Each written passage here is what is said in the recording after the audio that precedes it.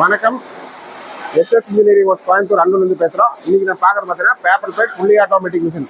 Paper பிளேட்டில் பார்த்தீங்கன்னா நம்ம நிறைய டைப் வச்சிருக்கிறோம். Single die, double die, 3 die வரைக்கும் போயிடுச்சு.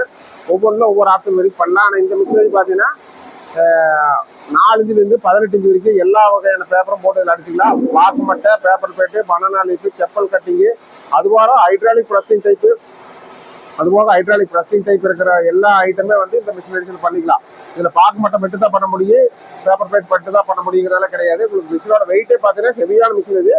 மிஷினோட வெயிட்டே பார்த்தீங்கன்னா உங்களுக்கு 550 கிலோக்கு மேலே வரும். இது பார்த்தீங்கன்னா இந்த நம்ம 2 டை வந்து 2 டை தனித்தனி ஆப்ரேட்டர், தனித்தனி அவியல் வார்டு போட்டிக்கல. யார் டிஸ்டர்பன்ஸ் கிடையாது. உள்ள வந்து தனித்தனியாக கண்ட்ரோல் கொடுத்துருக்குறோம்.